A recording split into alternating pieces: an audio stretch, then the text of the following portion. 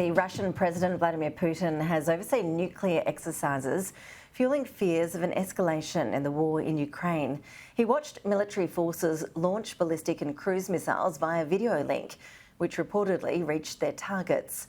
Russia's defence minister says the exercises were practice delivering a massive nuclear strike in response to an enemy nuclear strike. President Putin has previously warned he'll use all means available to defend Russian territory. Well, joining us live now with more analysis is Matthew Sussex, a Senior Fellow at the Australian Defence College's Centre for Defence Research. Matthew, thank you for your time. This story is obviously extremely unnerving. Is Putin laying the groundwork here for nuclear strikes? Well, look, Ash, he might be, although these exercises are really generally held every year. That Russia tends to do these things around about this time of year. In fact, they're about a month late, has missile drills. Of course, this year it's happening during a war against Ukraine.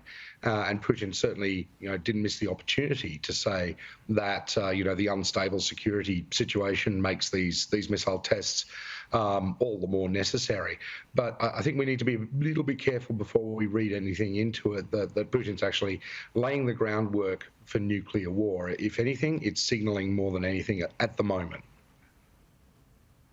Putin is warning that Ukraine has so-called dirty bombs. Is there any evidence that's the case, or is that pure misinformation we're seeing there from Russia? No, this is a repeat of claims that Moscow brought out in about August, the suggestion that Ukraine would somehow, weaponize spent fuel rods from its nuclear reactors. Of course, the leading candidate in terms of nuclear reactors is one that's currently occupied by Russian forces. The Russian Ministry of Defense has tweeted out a number of pictures of a supposed dirty bomb being prepared. They actually come from 2010 from the Slovenian, I think it is, Radioactive Waste Management Authority. So there's certainly absolutely no truth in that whatsoever. And you'd have to say, well, why would it be that the Ukrainians would take a step that would result in Russia having a pretext to potentially strike back with tactical nuclear weapons? It just beggars belief and would seem completely irrational, I'm afraid. Matthew, as this war drags on, is there a changing sentiment on the ground in Russia? Do we know? I've seen these reports today suggesting Russia's elite are fleeing the country. Even a woman believed to be Putin's goddaughter has reportedly tricked authorities and escaped in recent days. Is there much pushback from the powerful, the elite in Russia to this war? Well, look, certainly the elite within Russia don't like the war. It basically impedes their ability to make money.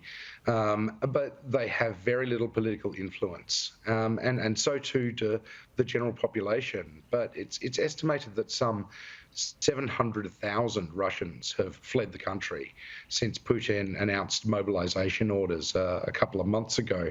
So, the pool of conscripts for Putin to be able to draft into his army is getting smaller. And, the quality of those forces, once he sends them off to the battlefield, is going to be less and less and less. That doesn't mean that the conflict ends anytime quickly, of course. But the more it drags on, the more I think Russians will not just vote with their feet, but start to exercise a little bit of protest themselves. Even though, of course, the penalties for doing so in Russia are very, very high. And when they do that, I think that would represent a really, really strong test of Vladimir Putin's leadership, because he's starting to look increasingly vulnerable and starting to look increasingly weak as a result of all these failures on the battlefield. Here in Australia, we're seeing this announcement that ADF troops will help train Ukrainians. Tell us a bit more about the role that they'll be playing. Yeah, well, these 70 or so ADF troops will be going off to the UK as part of a kind of multinational force to train thousands and thousands of Ukrainians. They'll be training them in things like small unit tactics, particularly use of Western weapons that many Ukrainians would not have used before prior to this war starting out. So it's necessary to get them up to speed on those. And I think probably the idea is to give those who are joining the Ukrainian armed forces a much better training regimen than would be given to conscripts in Russia, where typically it's between 5 to 15 days before they're sent off to the front in Ukraine.